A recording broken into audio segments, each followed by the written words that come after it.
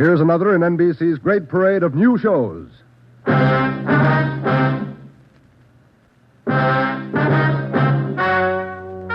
Ladies and gentlemen, the story you are about to hear is true. Only the names have been changed to protect the innocent. NBC brings you Dragnet.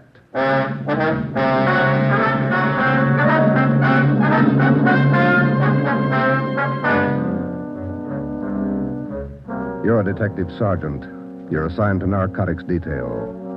For more than 2 months, doctors' offices have been burglarized, hospital pharmacies pillaged, drugstores robbed, medical supply firms ransacked, with one purpose in mind: the theft of narcotics. The criminals are expert, cunning, vicious. Your job, get them. Dragnet, the documented drama of an actual crime, investigated and solved by the men who unrelentingly stand watch on the security of your home, your family, and your life.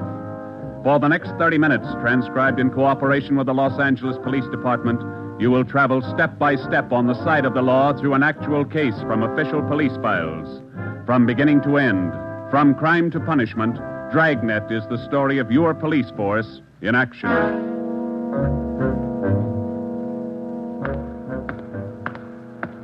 It was Thursday, March 23rd. It was windy in Los Angeles. We were working the night watch out of Narcotics. My partner's Ben Romero. The boss is Ed Backstrand, chief of detectives. My name's Friday. I was on my way back from the record bureau, and it was 10:35 p.m. when I got to room 24. Narcotics detail. Yeah, okay. Well, we'll be right over. Thank you. Get anything, Joe? Nothing we don't know already. How about you? That was the county hospital on the phone. Doc Welch. Pretty fair lead. I told him we'd be right over. What's he got? One of our informants, Benny Trounsel. Ready? Let's go. What's with Benny? It's bad shape. Somebody worked him over. They found him in an alley off of South Main. Yeah? Doc says Trounsel talked before he passed out. Anything good? He claimed he knows who's running the new dope racket in town. Says they got him. No, let's take the stairs here, huh? Why should they bother with small fry like Benny? That's what I'm wondering. Blackmail, maybe. Benny's still on the needle? Maybe that accounts for his story. Doc says his skull is fractured. Morphine doesn't do that to you. Yeah. Benny mention any names? I don't know. Doc didn't say. Here's the garage. Come on. When did they pick up Benny? About an hour ago. You get a pocket full of bundles on him. Heroin. Trounsel's small fry. He never had that much dope on him in his life. That's what makes it interesting. Let's go.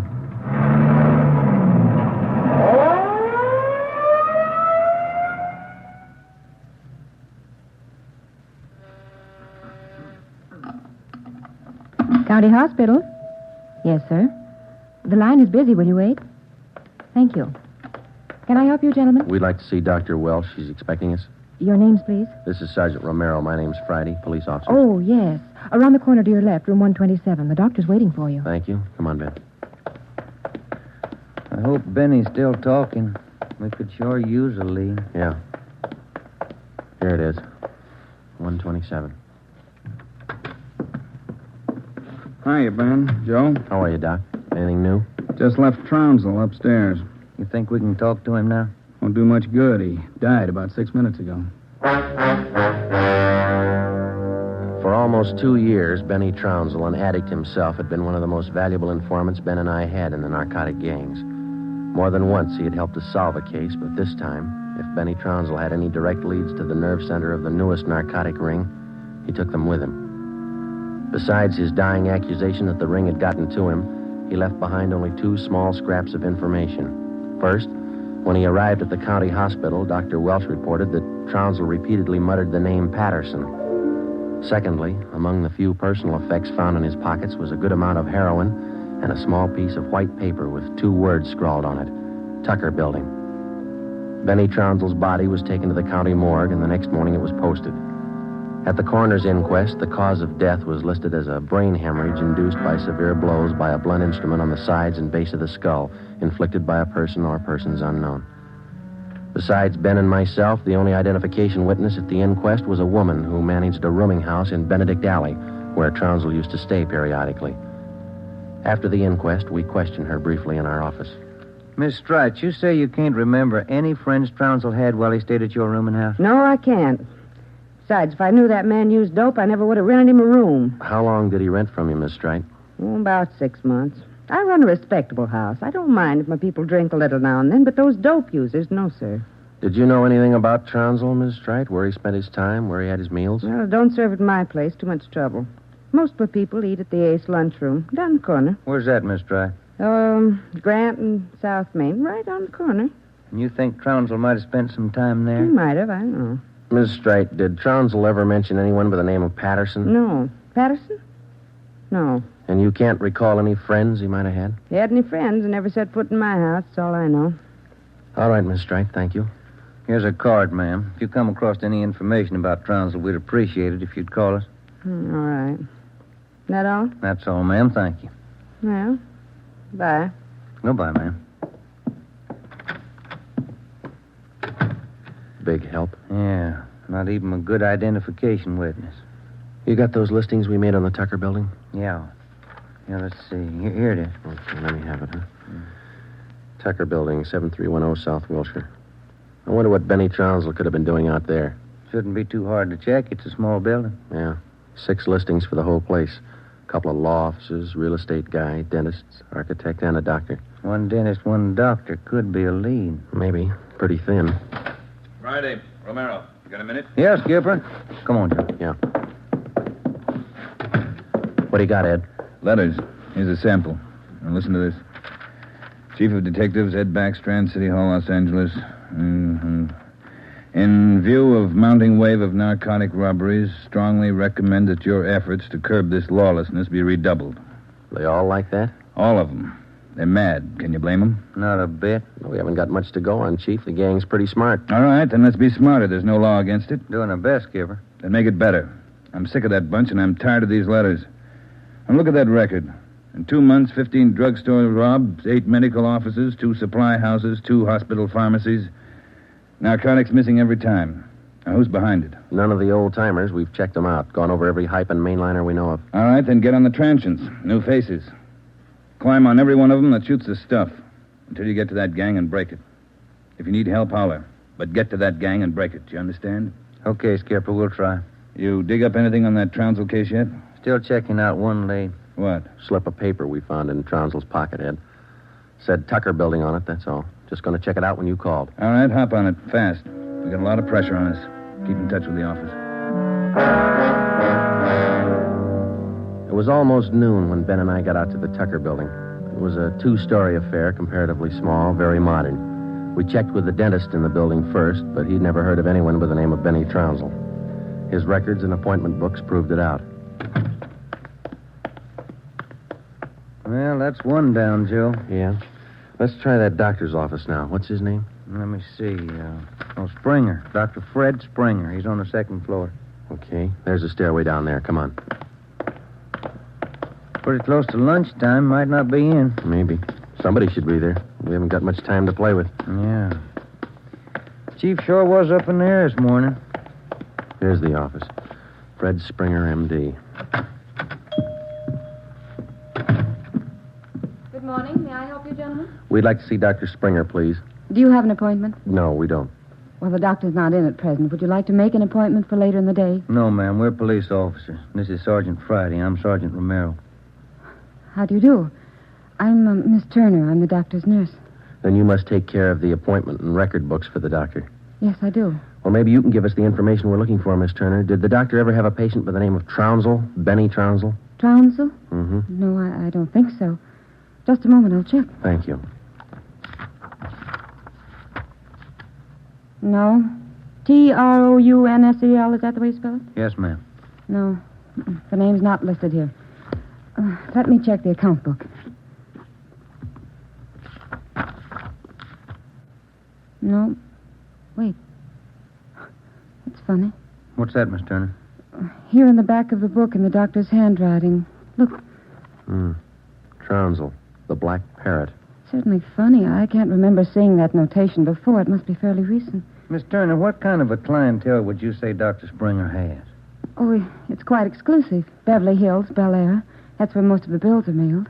Can you recall seeing Trounsel in the office here, Miss Turner? Small man, thin, walked with a kind of a limp, not very well dressed? No, I don't think so. Doesn't sound like any of our patients. Would you show us the doctor's prescription lists for the last 2 months? We'd like to check them. Well, I'm afraid I can't. Dr. Springer keeps them in the safe. He's the only one who has the combination. How long you been with Dr. Springer? About 10 months. Ever since he started his practice out here. Where was he before that? Philadelphia.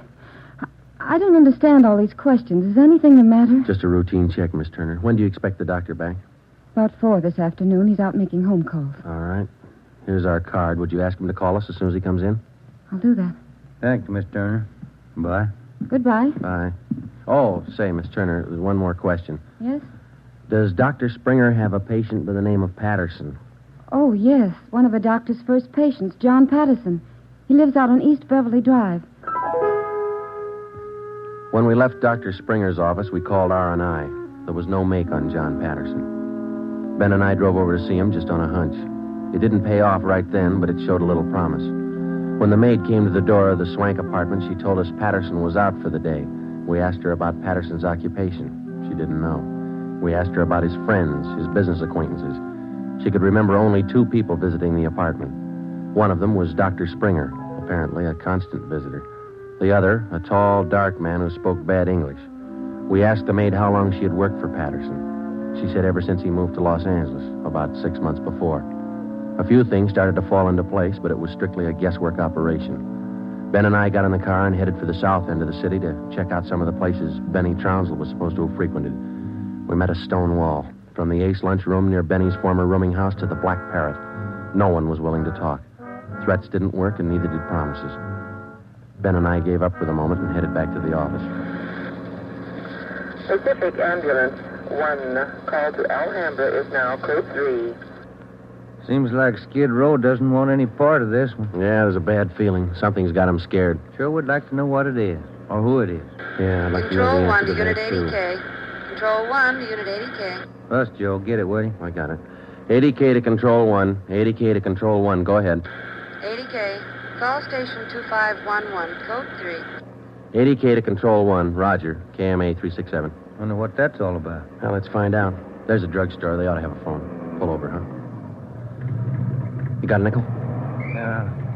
Oh, yeah, sure. Thanks. I'll be back in a minute.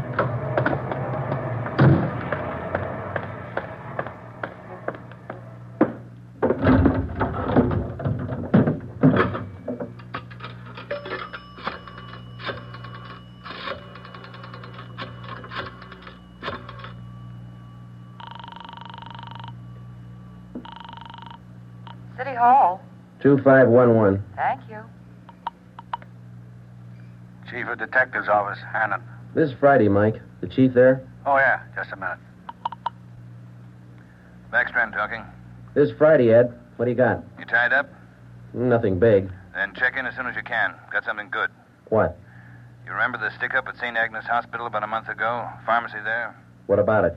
2 patrolmen picked up a user down near Union Station about an hour and a half ago. Yeah? Guy was way back on his heels. He had 2 vials of morphine on him. Vials had serial numbers. Good. Did they match out? Perfectly. Thanks, Ed. We'll be right in. When Ben and I got back to the office at 3:52 p.m., we picked up Chief Ed Backstrand and went directly to the crime lab, where Lieutenant Lee Jones analyzed the contents of the 2 vials taken from the suspect. Jones told us it was high-grade morphine. We went back to the office and double-checked the serial numbers on the vials with the crime report on the St. Agnes Hospital robbery. They matched. And there's a good break. These vials were in the loot when the gang knocked over the hospital 28 days ago. Now stay on the trail and we'll crack that gang wide open. This the arrest report on the guy, Ed? Yeah. Picked him up in a bar off South Main. Who is the guy? A transient? Yeah, here it is, Ben. James Steiner, Phoenix, Arizona, age 37, transient laborer. Anybody talk this guy yet, Ed? Not yet. He shouldn't be too hard. You better get on it. Right, Skipper. Come on, Joe. Check you later, Ed. What time you got, Ben? Let me see here. 25 past 4. A phone call for you, Ben. Yeah, who was it?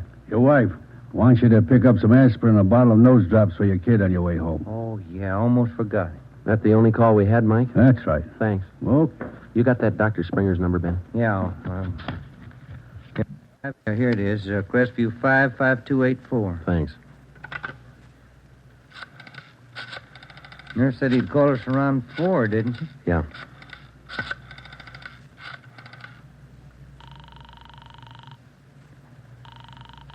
Dr. Springer's office? This is Sergeant Friday down at the police department. Dr. Springer there? Well, no, he isn't, Sergeant. He called in about 20 minutes ago, and I gave him your message. He said he'd call you. All right, Miss Turner. When he comes in, tell him to call us. Impress on him it's urgent. All right, Sergeant, I'll do that. Goodbye. Goodbye. No luck? I don't know. Just a hunch. He may be ducking us. Who are you calling now? State Medical Board. Maybe they can check us out on Dr. Springer. I put the call through to the State Medical Board and asked for a check on Dr. Fred Springer. They said they'd call back within the hour. In the meantime, we had James Steiner brought to one of the interrogation rooms for questioning. It was all talk. Oh, look, it's like I told the sergeant when they booked me. I don't know anything about this hospital job. Sit down, Steiner. Oh, all right, thanks. How long you been in the city, Steiner? L.A.? Oh, about a month. I came from Phoenix, looking for work. Things are pretty slow in Phoenix. Where'd you get the morphine? Huh? I said, where'd you get the morphine? The stuff? Oh, I bought it. Just for a pop now and then. I just play around with it. Just for kicks. Who'd you buy the vials from? Who? I don't know. A guy in a bar gave me a price. Which bar was that? Which bar? The Black Parrot. I'm not hooked. I just play around with it just for kicks. What did the guy look like, Steiner? What did he look like? I don't know. Tall, I guess. Would you remember him if you saw him again? Remember? Sure. I talked to him a couple of nights at the bar. Was he on the stuff? Was he a hype? Hype? Yeah, maybe. Tall fella, dark. You shooting the stuff? Shooting the stuff? No, I'm no mainliner. I never took in the veins in my life. I told you I'd do it just for kicks, just to pop now and then. Take off your shirt. Let's see your arms. Huh? My arms? Come on, take it off. Well, Who are you kidding, Steiner? Your arm looks like a pincushion. I told you just once in a while, just for the kicks. I'm not hooked on it. They found 2 vials of stolen morphine on you, Steiner. You can go 2 ways, hard or easy. Hard or easy? I told you I ain't done nothing. I bought the stuff. I use a cap or a bindle once in a while for kicks, but I'm not hooked. I bought the stuff, I tell you. Who was he, Steiner? Who sold it to you? Who? I told you I met him in a bar, the Black Parrot. Who was he? He was tall, dark. He gave me a good price. Come on, let's have it, Steiner. His name. I'm feeling sick. You got something for me? I'm sick. All right. Mike. Yeah, Joe.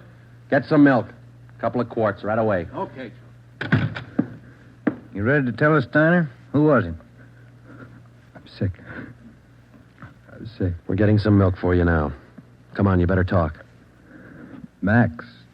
That's all he said. Name was Max. He gave me a good price. I only take a pop now and then just for kicks. You think you could point him out for us? Yeah, maybe.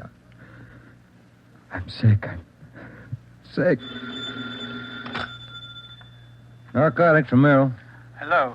This is Dr. Springer calling. You wanted to talk to me. Yes, we did, Doctor, and we've got a few questions we'd like to ask you. Oh, hold on just a minute, will you? It's Dr. Springer, Joe. All right, tell him we got to see him tonight. We'll call him back later. Dr. Springer? Yes? Sorry, Doctor, we'll have to see you later on tonight. You be at home? Well, I have an appointment this evening. Would you mind telling me what this is all about? Sure, Doctor. It's about a man named Benny Trounsel. Oh. I see. And if you don't mind, we'd like to check over your prescription list with you. Yes. I'll cancel my appointment. You can contact me here at home. 1538 South Road. I'll be here all night. All right, Doctor. Thank you. We'll see you later, then. Yes. Goodbye. Goodbye. What'd he say? All right? Yeah, it's all right. I'll buy that hunch of yours now, Joe. Dr. Springer, he knows who killed Benny Trounsel. I bet he knows why. When Mike Hannon came back with the milk, we fed it to Steiner, and then we put him back in his cell. We put in another call to John Patterson out on East Beverly Drive, but there was no answer. We left word with Hannon where we were going, and then Ben and I headed out for Dr. Springer's home. It was 7:35 when we pulled up into the driveway at 1538 South Road, a low, rambling, ranch-type home. We got out of the car and made our way down the path to the front door. A gray Persian cat followed us.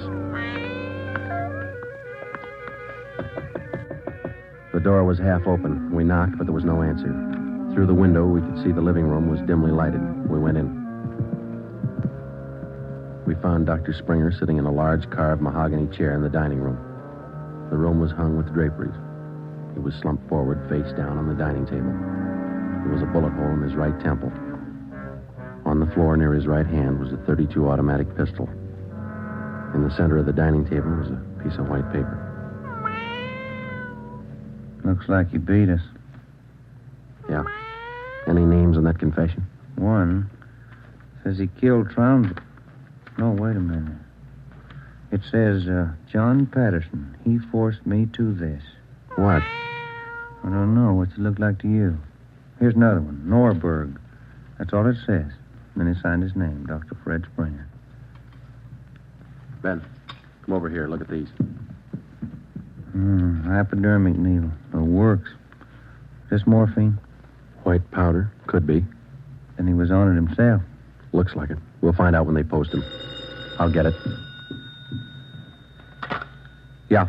Sergeant Friday there, please. This is Joe, Mike. What do you got? Can you talk all right there? Yeah, go ahead. Just got a kickback on your call to the state medical board on this Dr. Fred Springer. Mm-hmm. He's not a registered physician in the state of California. Besides that, his license was revoked in Pennsylvania 2 years ago. Illegal operations. That explains it. Notify homicide. Get the crime lab in the corner out here, will you? Looks like Springer shot himself. Okay, Joe, right away. We'll wait for him, but hurry him up, Mike. We got a couple more places to check out tonight. Okay, Joe, see you later. Right. What's next? Patterson place? I don't know. Maybe we ought to try Steiner first. Sounds good to me. Feels like we're getting close. Yeah, Ben. Real close. 12 minutes later, homicide and the crime lab men checked in at the Springer house, and Ben and I checked out. We went back to the office and found Ed Backstrand waiting for us. We told him our story, and he sent 2 men out to keep an eye on the Patterson place. 2 other men went to work to try and track down the other name in Springer's confession note, Norberg. Ben and I went up to the county jail and picked up Steiner. The 3 of us started out to look for the man who sold Steiner the 2 vials of morphine stolen from the hospital pharmacy a month before. The man's name was Max. He was tall and dark. That was all we knew. The rest of it was up to Steiner. 2 other men from the detail, Davis and Emerson, came along with us to take care of Steiner if anything went wrong. Our first stop was the Black Parrot Tavern. Davis parked the car in an alley down the street. Steiner, Ben, and I got out and walked the rest of the way. You understand what you're supposed to do, Steiner? Me? Yeah. I go in first and sit at the bar. You 2 will follow me. I sit at the bar, and if I see Max, I give you the sign. That's okay, huh? That's right. And you don't try to break for it. Break for it? Me? I told you, I'm squaring with you guys. All right, Steiner. Go ahead. Let's hope it works, Joe. Yeah. There he goes inside. Come on. Now, look, try to grab one of the booths along the wall if you can, huh? Right. Here we are.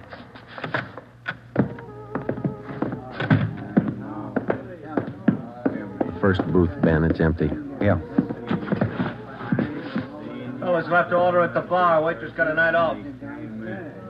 Make it a couple of beers, will you? Couple of beers? Okay. Joe. So look at Steiner. Yeah, he's signaling. Must mean the guy putting on his coat over there. No, hold it, Ben. Wait till he gets past us.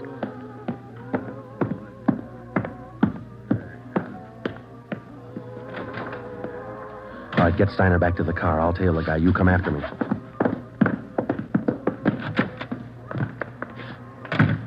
I didn't know how right Steiner was or how much we could trust him. All I knew was that the man I was following was tall and he was in a hurry. I followed him 3/4 of a block before he turned in at a motel. He went to a cottage at the rear of the lot, let himself in, and closed the door quickly behind him. A minute later, Ben and the others pulled up in the car. Got him staked out, Joe. Steiner says that was Max. Let's make sure. Come on. Which one's he in? The one down at the end here. Now be careful. You too. All right, here we are. Wait a minute right there.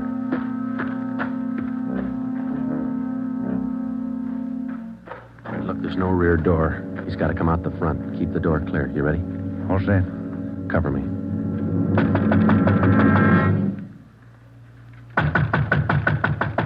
Open up in there. Who is it?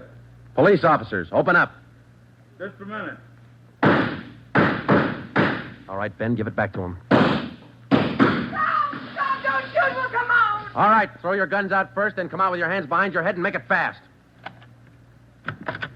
Watch it, Ben, he's making a break. All right, mister. That's far enough. Get out of my way. Get out of Get him, Ben. That's good, Ben. You all right? He didn't mean it, Copper. He didn't mean it. He didn't know what he was doing. Well, that must be a good excuse, lady. A lot of people use it. Come on, Ben. Let's take him in.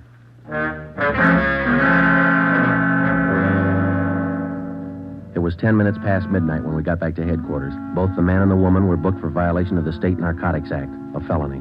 He gave his name as Max Janssen. In his luggage, we found 13 vials of morphine, large quantities of heroin, and a small amount of panopin. He gave us the names and addresses of 6 active members of the narcotics gang. He identified Dr. Springer as second in command. Just a few more questions, Jansen. Yeah, all right. Why did Springer kill Trounsel? He had it coming. Trounsel knew the score, and he was blackmailing him, bleeding him white. Why didn't the gang take care of him? The boss said no rough stuff.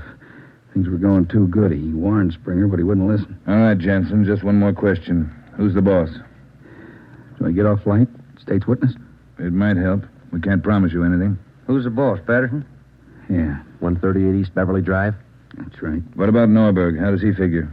It's the same guy. Patterson, Norberg, both the same. And what's his real name? Norberg. Tony Norberg. What's his front? He's legit, or he used to be. Importing business. Where? Here. Got an office downtown. Do I get protection? Where's Norberg now? Home out in Laurel Canyon. Do I get protection? I thought you said he lived out on East Beverly.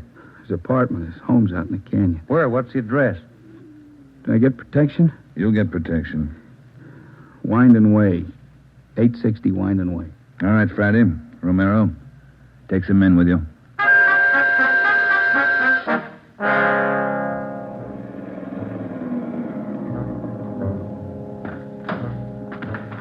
All right, Davis, cover the back of the house. Levine, you cover the front. Come on, Ben.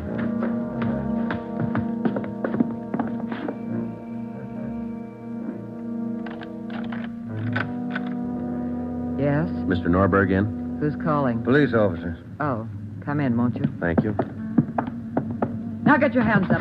Face the wall. You'll never make it, lady. The house is surrounded. Tony, get the stuff. It's our only chance. They'll cut you down, Norberg. All right, Jeannie, give him the gun. Don't be a fool. They're going to march out the door in front of us, right to the car. I'm not going, Jeannie. Try it if you want. I'm not going. All right, Tony, stay. Come on, coppers. You'll never make it, lady. I said move. Fast. All right, Ben, hit the dirt. She's going for the car. See if you can get those tires.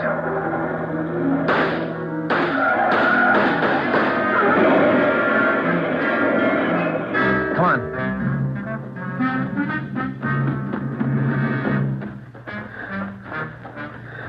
Dan? Yeah. Norberg was smart. Must be the girlfriend. Guess so. Wonder why they start. Why did they get on the stuff, Joe? For kicks, Ben. None of them ever get hooked. Just for kicks. The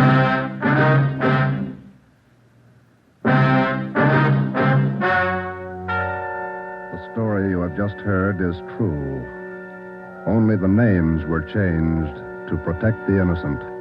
Tony Norberg, alias John Patterson, was tried and convicted for possession of narcotics, robbery, and conspiracy, and was sentenced to the maximum term prescribed by law, each count to run consecutively. He died 3 years and 11 days after his arrival at the state penitentiary.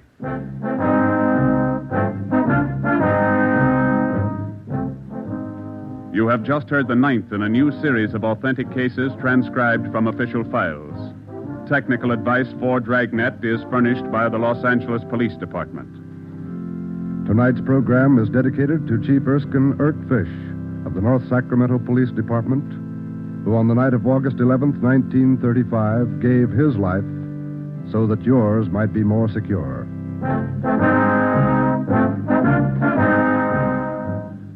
Dragnet came to you from Los Angeles. This is NBC, the national broadcasting company.